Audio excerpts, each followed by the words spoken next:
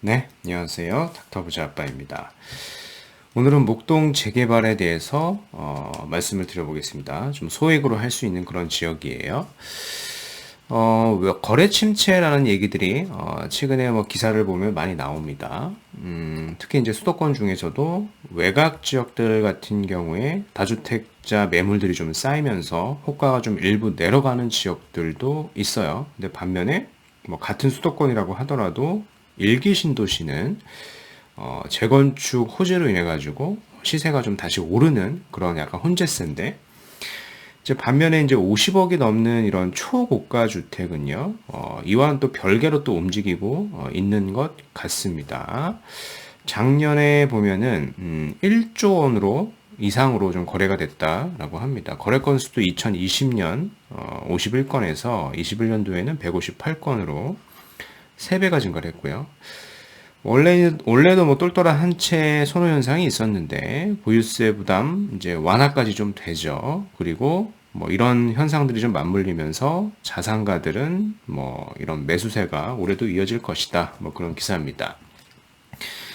25개 자치구 가운데서 구별로 보면 초고가 아파트 매매 금액이 가장 높은 곳은 첫 번째가 이제 강남구고요. 강남구.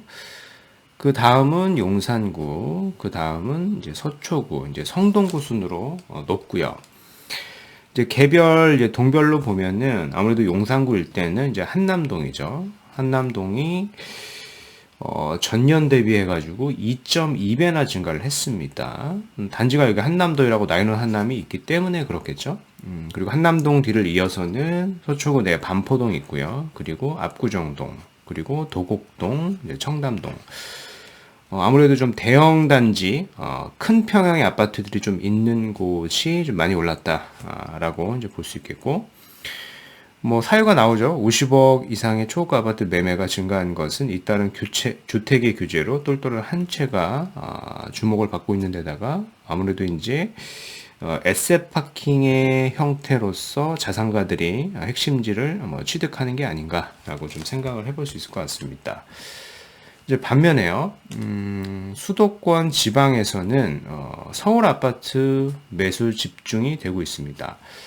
그러니까 서울에 주소지를 두고 있는 게 아니라 수도권이나 지방에 주소지를 두고 계신 분들이 지난 1월에서 4월 사이에 서울 아파트 매수를 뭐 집중적으로 한 건데요. 이 수치가 좀 역대 최고치이다라고 볼 수 있어요.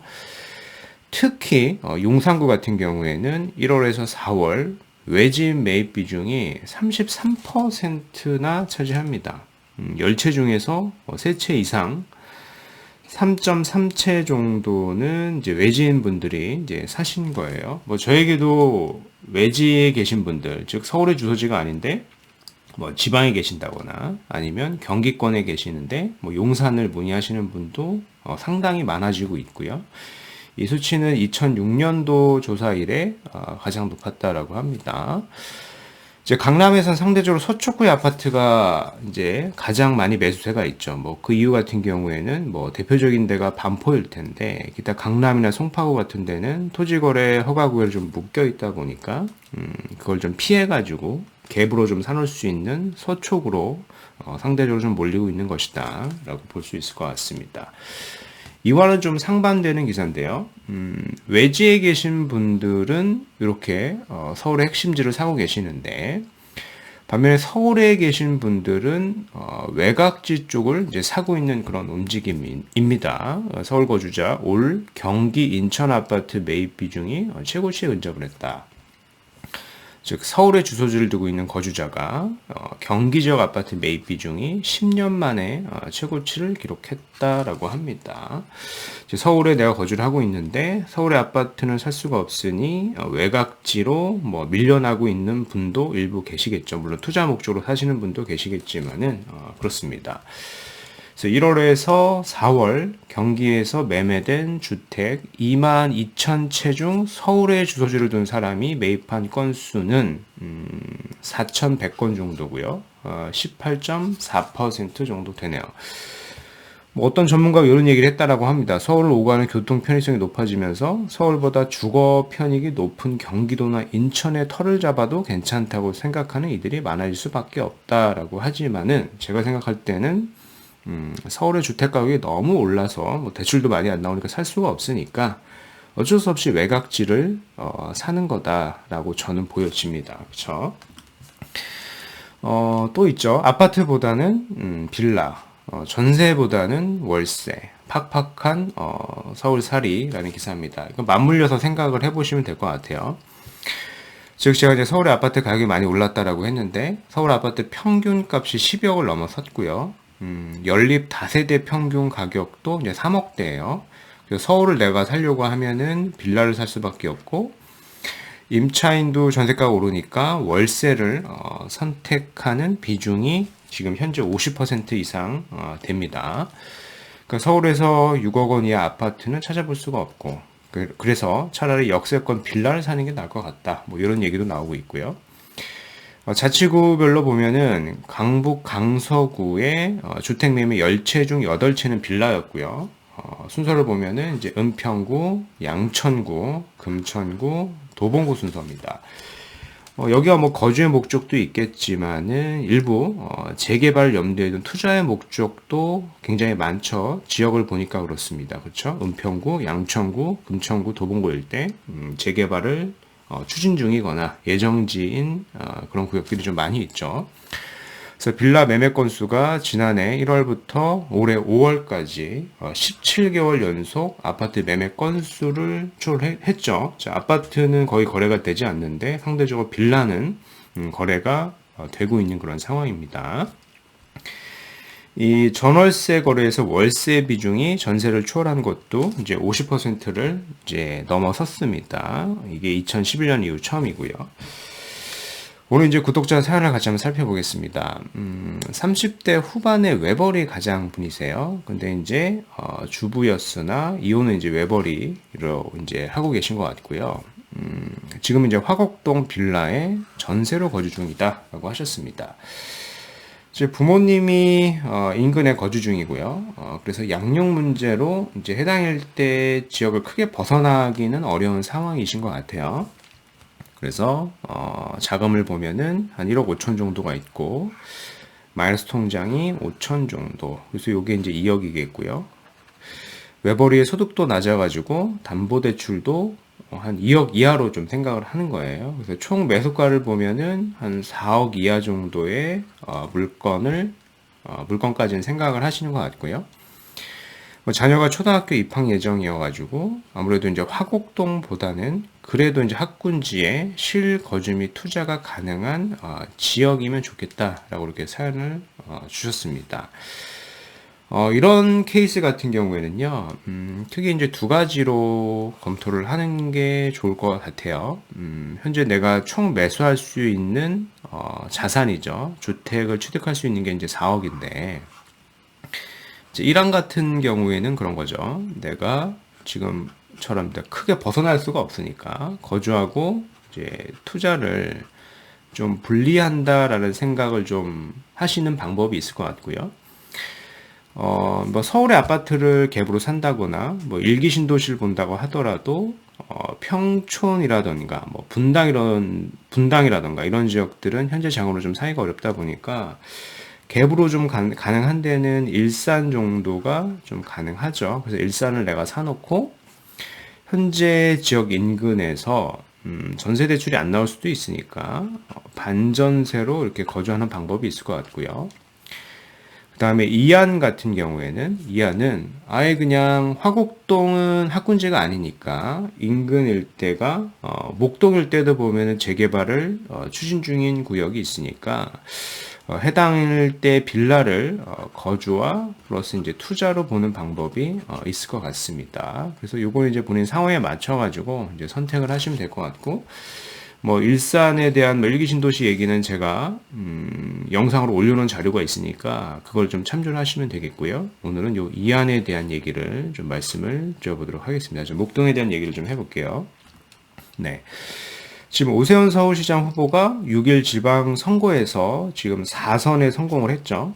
4선에 성공을 했기 때문에 서울의 재개발이나 재건축은 이제 활성화에 이제 탄력을 받은 거고 이제 관심을 가져야 됩니다.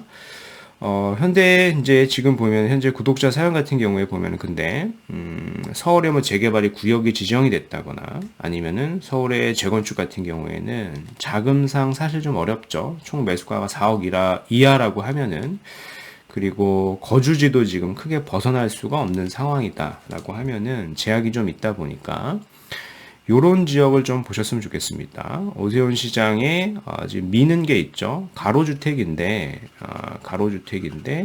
일명 이제 모아주택이라고 하는 게 있습니다. 요것도 좀 관심을 가질만 하고요. 현재 상대적으로 내가 좀 소액이고 소액 투자를 하시려고 하시는 분들에게는 좋은 기회가 될 수 있다라고 생각을 합니다. 네. 관련 자료를 좀 보면은요, 이게 지난 2월 9일에 나온 보도자료입니다. 국토부 보도자료인데 이런 주제예요. 국토부 서울시 소규모 주택 정비 관리 지역 이 모아타운 공모 추진이 있었는데요. 이 자료를 쭉 보시면은요, 양천구 일대가 좀 눈에 띕니다. 그쵸? 현재 뭐 신월동 인근이고, 뭐 학군지를 좀 갈 수가 있으니까 여기 일대를 보면은요. 여길 보면 목사동 정목초교 인근이라고 하는 지역이 있죠. 여기를 좀 보시면 될 것 같고요. 뭐 여기입니다. 여기 초등학교인데 초등학교 앞쪽이 이렇게 되어 있죠. 여기가 지금 가로주택, 모아타운 등으로 개발을 추진 중에 있습니다. 근데 여기를 잘 보시면은 뭐 여러 블록으로 좀 쪼개져 있어요. 그래서 여기도 특정 블럭만 사실 학군지로 좀 갈 수가 있기 때문에 그 블럭을 조금 우선 하시는 게 좋을 것 같아요. 아무래도 이제 초등학교 자녀를 취약 목적이고 학군지를 염두에 두고 이사를 하시는 거기 때문에 학군지로 갈 수 있는 배정을 받을 수 있는 그런 블럭을 좀 우선 하시는 게 좋을 것 같습니다. 이 여러 블럭 중에 있으니까 한번 가보시면 충분히 찾으실 수 있을 것 같고요. 그쵸? 해당 일대 뭐 매물을 보면은요, 요렇게 좀 나와 있죠. 그래서 요런 매물들을 이제 검토를 해 보실 수가 있고요. 물론 이제 이런 모아타운 가로주택이 대규모로 큰 세대로 개발이 되지는 않아요. 작게 조그만하게 좀 개발이 될 텐데, 아무래도 이제 목동 일대는 학군지다 보니까, 사실 뭐 가격 자체도 보면은 나홀로 아파트도, 기존의 나홀로 아파트, 한 동짜리 2004년도에 지은 요런 아파트도 거의 15억 가까이 합니다. 그래서 개발만 잘 되고 아파트화 된다라고 하면은 뭐 나홀로 한 동, 두 동, 세 동짜리들도 시세는 높게 형성이 될 수가 있겠죠. 향후에 이거보다 더 신축일 테니까요. 그렇게 참고를 하시면 될 것 같고요.